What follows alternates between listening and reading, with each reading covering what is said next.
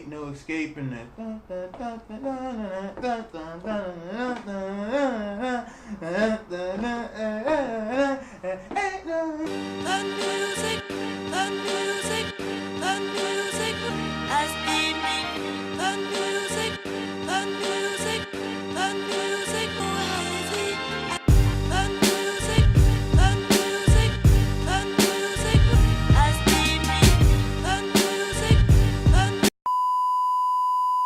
Episode of a new show we're launching off called The Mixtape Debate, and to the right of me I got my guest and slash co-host Denity, D-E-N-I-T-Y, film director, music video director, hip hop enthusiast.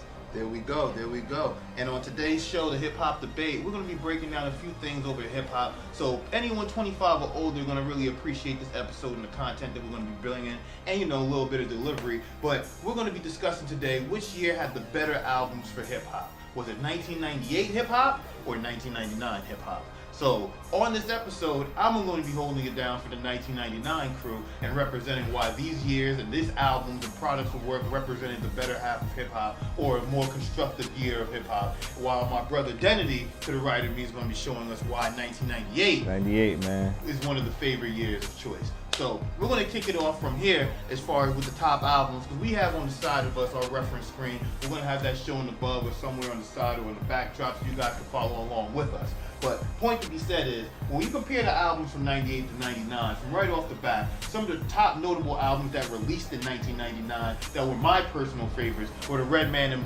Method Man Blackout. Then you had the Nas I Am album, straight classic off the bat. Then you had the Born Again from Biggie. I'm not going to call that an off the bat classic, but when you know on the horizon of his passing, it was definitely a good project of work. Then you had Mos Def. When you're talking hip hop, Black on Both Sides was just one of those albums from Mos Def that really cut through from the underground, minor, major, mainstream exposure. And then when you're looking at Mos Def as an artist, as far as hip hop, Brooklyn, East Coast, he embodied all of that at that time for when you're talking about the 90s hip hop. But then on top of that, we still had Volume 3 from Jay-Z. So, and then we had Eminem's first debut album on Aftermath. I'm bouncing all over the place, but when you just look at 1999 as a year collectively, bro, you can't debate with that. The Slim Shady This is my debate on that, and you're talking about breakout years, and I know you mentioned like, Eminem's debut album, right? Okay. So 1999 is more like the sophomore year, because 98 is the debut year of out of all the years at hip hop.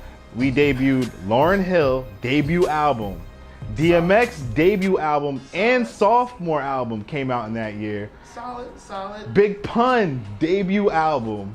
Solid work. Two or three of the Wu-Tang members debut first album, all solidified classics I'm mentioning here.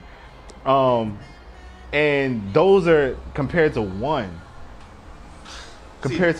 I'm not sure of the other debuts as far as 99, but 98 was the breakout year. Oh, and Juvenile, 400 Degrees. Well, that wasn't his debut album, but it was the album that really got him more recognition outside of his area than where he was previously. No, you're definitely right. Now we're talking about that country Louisiana. This is when they started making a mainstream bounce towards up north. But when you start talking about as far as both DMX albums, I'm gonna be honest, hot take or no hot take, I don't think they both were classics. I'm just gonna put that out there. They were both solid albums, both very good albums. I'm gonna be honest, I feel that It's Dark and Hell Is Hot was probably the better of the two albums. But when you just look back in hindsight, 98 did have a lot of quality breakthrough years for artists like DMX, Lauryn Hill. You broke that down in extensive research from there. But when you go back and look at 99, it's a more tailored year, a more refined artist, a better structure of hip hop, better structure of beats. When you look at the bars, production, bruh, Eminem came and changed the game with some of the stuff he did in 1999. Like, this is stuff we're looking at. He changed the whole media outlook, how they covered hip hop, censorship moving forward inside of hip hop. You gotta understand, this was like iconic as far as when we were looking at the music. Now, Jay-Z with Volume 3, I'm not going to sit here and say it was one of his most iconic albums. But you know when one of his most iconic albums came out, right? No. 98 when Volume 2 came out. Yeah, he followed up into 99 with some BS. And we're going to sit here, we can't agree. I'm a heavy Jay-Z fan, and Volume 3 is not a super bad album, but you went from Volume 2, Hard Knock Life, to Volume 3. You're right, but see, the way Jay-Z did it was how DMX was supposed to do it. Why give us 2 albums in the same year, space it out? So when you spaced it out, you didn't really oversaturate. Okay, let's do it like this. Which year had the better Jay-Z album? Which year? But see, which month had the better DMX album if we're going to do a comparison? No, this is 98 versus 99. This is not January versus July. Wait. You make a perfect point, but when you look at a more notable standout album from that year, you're going to have to definitely look at Nas's I Am. Yeah. Nas's I Am was probably one of the best albums that he dropped in his body of work. I agree with that. And then to come out in 1999, it was surrounding just so many other pieces of work. And we didn't even touch on all of them yet. This is just the first half of the debate. But when you just look at it from this perspective, I feel from the collection of work I just put up against what you just put up against, I feel that we had a better project. The Redman and Method Man Blackout album was better than Tikal 2000. It was, right. But how does it compare to, because that's a collab album, is Redman and Method Man collab album. But in 98, it's a collab album. You're right, but 98 had Black Star. It had Talib and Mos Def. It did, but wait, we had a collab album too. We had Black on both sides in 1999. You can't take that away. So you see, we definitely had a Mos Def class. With 99, I'm gonna go run down some more notable classics, some more notable albums that did release that people might have looked over. We had Jizza. Don't forget, For Beneath the Surface did also come out, and we had. You God, 2 Wu-Tang albums dropped at the same time. 2 classic albums from 2 iconic female classic. Well, all right, let me double back on that. I don't mean classic. Just albums. 2 solid albums from Missy Elliott and Eve. They held weight. You gotta understand. They did. See, this was in a climate where everyone was bumping hip hop. Didn't matter if he was a dude, didn't matter if he was a chick, as long as it was hot. So, big ups to them for coming through and holding it down in that aspect. And then we have Mobb Deep, Murder Music. Murder Music came out in 99.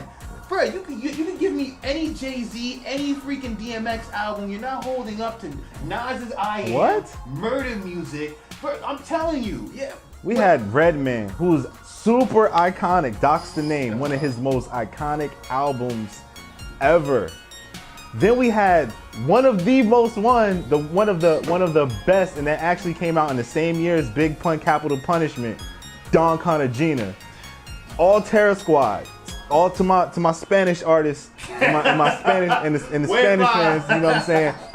So 98 had a variety too. So we had a female album, we had Lauryn Hill, we had Big Pun, we had Fat Joe, Don Cartagena. All 3 of those solidified classics. Redman, Doc's the Name, solidified classics. And we had Jay-Z, Hard Knock Life Volume 2. That's a strong 5 right there. A super strong 5 with super variety. See, I don't think across the board. I don't think that 5 is that strong because it's not competing with. Wait, that 5 is not competing with the 3 I just ran back. Just the Nas and the Murder Music alone could wipe out. I don't want to say wipe out, but the Murder Music alone was a better piece of work than those DMX albums. Well, at least the second one, The Flesh of My Flesh, Blood of My Blood. Way better piece of work. Way better piece of work. Wait, if you want to, we can keep the debate going on that. I'm not gonna keep the debate because you're gonna have a slight edge because of the current situation with that, so people are gonna feel more remorseful to like, okay, yeah, I'm gonna say better. Then no, we'll keep it in Queens. We'll go to Nas. I Am was a better body of work than Flesh of My Flesh, Blood of My Blood. I can agree with that. You see, so now just from there, we just tore apart 2 of your top 5 just straight off the bat. That's one because it's Nas. Because it's Nas. Because it's Nas, and look who you're comparing it to. It's like Nas. And then don't forget, we still had the Slim Shady LP released in 1999. So wait, this is just me. It wasn't even a classic as soon as it came out. What do you mean it wasn't a classic? Wait, the reception was. It was different. It wasn't accepted as a classic yet. A cult classic. We'll say a cult classic. I would say a cult classic. At the time because it was so different. The bars was there. The beats everything was there. It was produced crazy. The lyrics was there. It's Eminem. Absolutely. Like say, and just from off that bat, it's like now 98. Some notable mentions, man. We definitely had a Mobb Deep album that was dope. We had a Scarface album in 98, and he had a song on there with Pac and Master P on the same track. Still not P. On the same track. No, you're absolutely right. But on the same track. Wait, you're absolutely right. But when we look back on it, 98, for it to be your year, I'm not in no defense of it. How you gonna leave out our man AZ? How you gonna leave out Bro, AZ? I'm not leaving out AZ. How you gonna leave out AZ? That's one of the Trump, man. He has some crazy. So that's supporting Trump. No, I'm not supporting. Like, come on, I'm not supporting Trump. I'm not supporting Trump. But you're the one talking about Nas. But Nas had a lot of influence on that AZ album. No, he definitely did. Nas definitely had a heavy influence with some of that. They were definitely rhyming, sparring partners.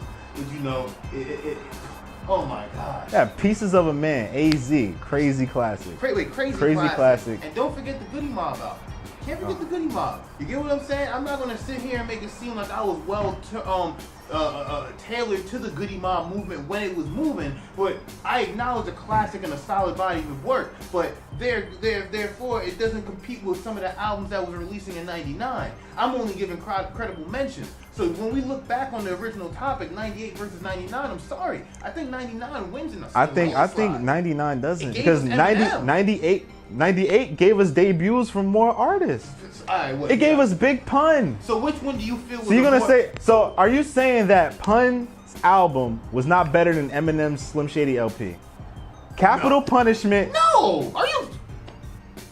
Capital Punishment. Better bar than... for bar. Bar for bar. Bar for bar was not seeing that Eminem first Marshmallow. I mean, Slim Shady LP.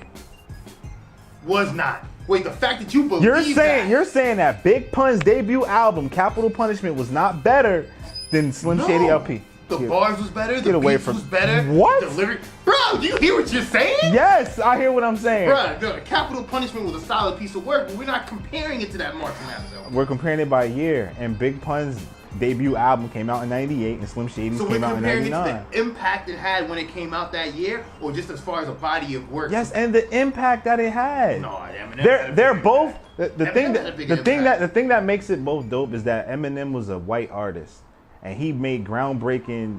You know, his album was groundbreaking for that, and Big Pun is from the Latin community. So this is a valid argument as far as like the impactfulness of their debut album in each year. I think if you're gonna go debut, I think Lauryn Hill's debut had a bigger impact than Pun's. Of course. But see, therefore, then the impact doesn't resonate when you compare it to '99. No, it doesn't. So I'm right. What are you talking about? You don't even hear yourself. I'm talking about those two albums. That year, we're talking about debut. You're saying that 99 is stronger overall as far as albums. Yes. And I'm telling you why 98 is stronger than 99 as far as albums, because it produced more classic artists, and it started their. I see what you mean. This year, more debuts it introduced artists that have crazy longevity right now. Now, see, I'm gonna be honest. I didn't understand it when you was wording it originally, but when you put it like that, as far as on a debut standpoint, I don't know. There was a lot of debuts that came out in '99 as well, but as far as you could say more impactful debuts, wow. Yo, that's crazy. Now that you said that, yo, you got me actually thinking. As far as first albums that came out that had impacts, wow, I think '90. Wow. Man, the fact that you even got me thinking it, yo. I don't know. I don't want to say. I'm not going to give in to '98, but that was. I mean, Nas had a good album. Nas' album was great, actually, but it wasn't his debut. It was like his second.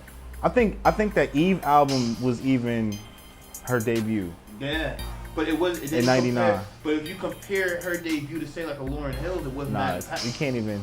Yeah, or even a Capital Punishment, it didn't even stand a chance. So like just off the back, but we had Q-Tip, but that wasn't a debut. Well, no, was that Q-Tip's first album? I think it was Amplified. Solo. Yes, that was his first solo. If so, that Q-Tip's first solo album could hold. I don't want. But see there again, I don't think. But he didn't really super pursue a solo career after that. You're right. He kind of tested the water, and he did really good. You know what I'm saying? But after that, it was just like, all right, I did it. You know what I'm saying? Kind of like, you know, he just tried it out or whatever. But like in '98, it was just like, and it was an ill summertime too. No way, he had some bangers, people were really battling over the '98. The summer of '98 was a crazy summer. A lot of you probably remember that 98 was a crazy summertime, especially for music. Like we had DMX, we had Juvenile. Juvenile's album wasn't debut, but Back That Ass Up till this day. If you play the first 3 seconds of that record, some woman somewhere is her leg is shaking. Wait. About to. As soon as that record comes on, somebody's daughter is making their parents proud. Exactly. Exactly. It's making their parents Exactly. very It's proud. almost like an instinct. It's like it clicks off in their head. Like they just have to start twerking wherever they're at. Instant. Wait, and the part that's so crazy, just to double back on that song had an impact that translated decades and let alone generations.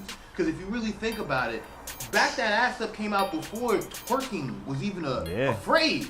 Twerking wasn't even it wasn't even it wasn't even thought of. It was not. It was no. But to know that what did they call that now? But what did they call that though at the time? What was the? I don't think there was a term for it. It was just backing that ass up. Maybe a slow grind. Maybe Joe and Avant had something out there. I don't know. There was no word, man. You walk into the clubs and you just stand on the wall and it just I don't know where the word derived from. I don't know. All right, wait. I don't know. But another point I wanted to bring up about 98 is that even amongst the debut, we have Lauren, and we're from Jersey. Of course, we're from Jersey. Redman, classic album from Jersey. Lauryn Hill, debut classic album from Jersey. Can't really think of any Jersey artist that really dropped the album in 99. It still doesn't stray away from this 98 not being the year that you looked it up to be, brother. Because now I'm looking at this Can I Bust album, and I'm looking at some of these albums on the tail end, and I'm like, man, nobody was really listening to that, man. Like the Can I Bust album was. We had so many strong albums that it was hard. Nobody really wanted to come out. It was like, yo, I gotta wait till next year. It was like I gotta hold this album out until next year because DMX just dropped 2. Wait, Jay-Z just dropped Hard Knock Life and had Summer on smack. Wait, how can I put my album out facts. and these is the juggernauts that's dropping their albums? They probably saw the trend. They had dates. It was like, no, we're gonna push it till next year, man. Summer's already over. We locked it in. We gotta push this to 99 because 98 already started crazy retarded, like crazy.